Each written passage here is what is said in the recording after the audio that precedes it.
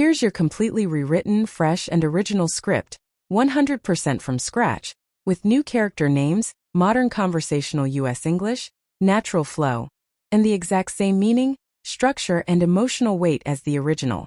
No additions, no removals. Hey everyone, if you're enjoying these stories, please smash that subscribe button and help me reach 10,000 subs. Drop a like, leave a comment. I read every single one, and let me know what you think. Thanks so much. I never thought the calmest parts of my life would one day get completely blown apart by something I wasn't ready to hear. My name's Noah.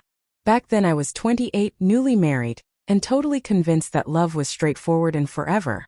I was sure Sophie and I had something rock solid, something untouchable. Sophie had this laugh that could brighten the whole room, and her eyes always had this playful little glint, like she noticed magic in things I'd completely miss. For the first couple years, everything felt easy. We had a tiny apartment in the middle of downtown Seattle. Cozy, lived in, full of our random stuff. Framed doodles from our road trips, a cupboard full of mismatched coffee mugs, and that soft lavender scent from her favorite candles. It honestly felt like we'd won the lottery. Then one random Tuesday, everything flipped upside down. Sophie walked in from work looking off, like something heavy was sitting on her chest.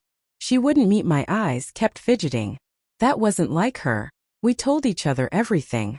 My stomach instantly knotted up. I asked how her day was, trying to keep it light, but she barely cracked a smile. She took a long breath, sat down on the couch and said, "Noah, there's something about the baby you need to know." My heart dropped straight through the floor, even though I had no idea what was coming. "What is it?" I managed to ask, forcing my voice to stay steady. She twisted a piece of hair around her finger, looked down and whispered, "The baby, he isn't yours." It felt like the world disappeared under my feet. I opened my mouth, but nothing came out.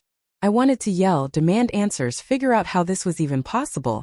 But I just sat there, frozen. We stared at each other in the heaviest silence we'd ever had.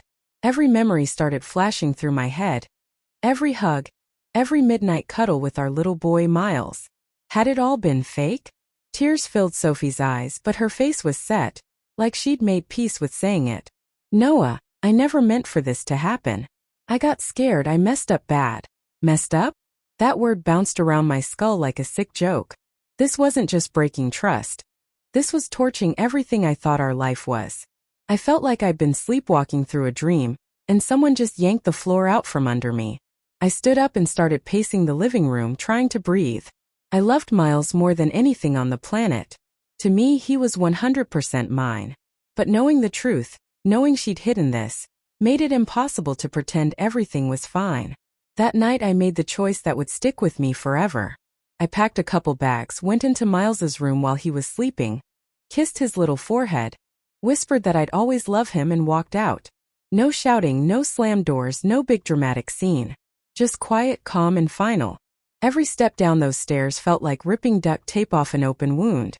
Sophie called, texted, left voicemails sobbing, but I couldn't go back. I couldn't live with the person I trusted most lying to my face about something this huge.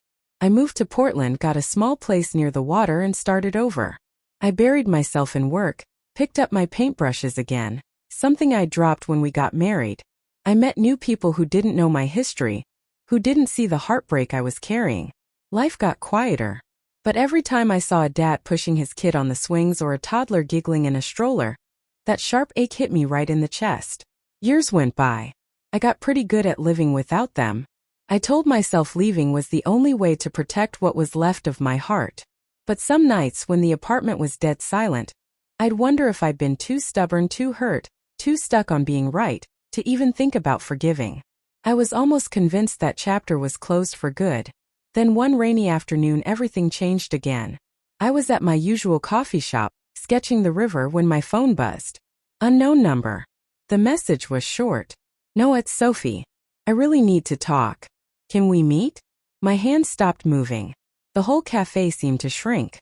Years of anger and unanswered questions slammed back into me all at once. I didn't know what I felt. Shock, dread, maybe the tiniest flicker of hope. I just knew I never thought I'd hear from her again. Another text came through. "It's about Miles.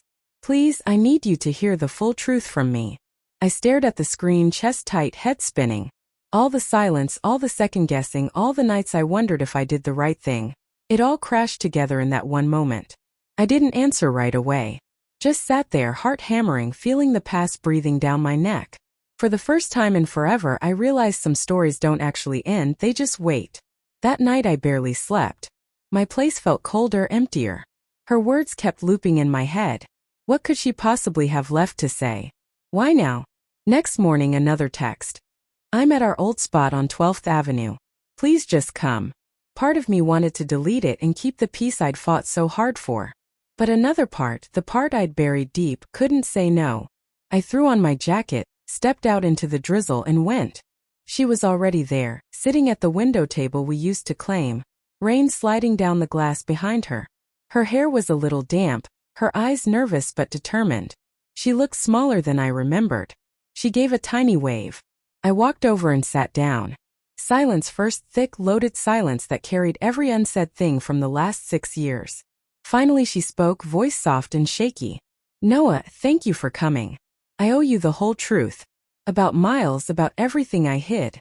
I nodded, bracing myself. I was young and terrified and I made choices I'll never stop regretting. She started.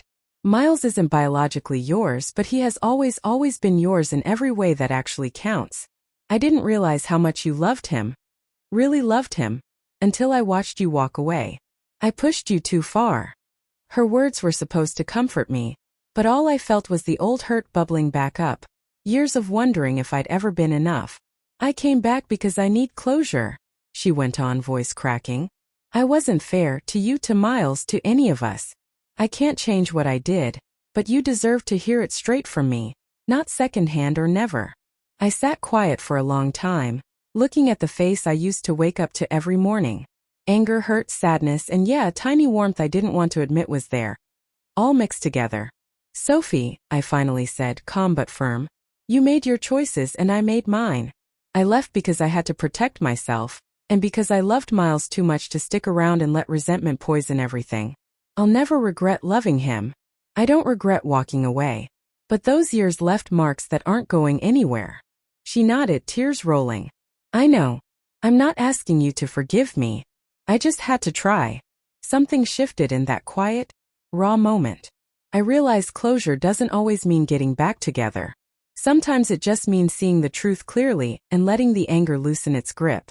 We talked for hours, careful, honest, no dodging. I asked the questions I'd carried for years. She answered straight, no excuses. And somewhere in the middle of it, I felt a weight I'd been hauling around start to lift. When we stepped outside, the rain had stopped. Pale sunlight broke through and sparkled on the wet pavement. I felt lighter. Not fixed. Life doesn't hand out fairy tale endings, but clearer. We said goodbye with a quiet understanding. Not a redo of the past, just two people acknowledging what happened and who we'd become because of it. Walking away all those years ago had been the hardest, most loving thing I could do for myself. Seeing her again showed me that forgiving at least myself was possible. A few weeks later I saw Miles again. He'd shot up, his laugh deeper, his grin huge. He doesn't know the whole story yet, and maybe he never needs to. But one thing I know for sure. My love for that kid is unbreakable. DNA doesn't decide it. Time doesn't kill it. And the truth, finally out in the open, let me turn the page without all that old weight. Life taught me something I'll never forget. Sometimes walking away isn't giving up. And sometimes facing the past, even years later, is the only way to get yourself back. Watching Miles race across the park that day, chasing bubbles in the sunshine, I smiled, really smiled, for the first time in years. Some stories get scarred by betrayal, but they can still find their own quiet kind of peace.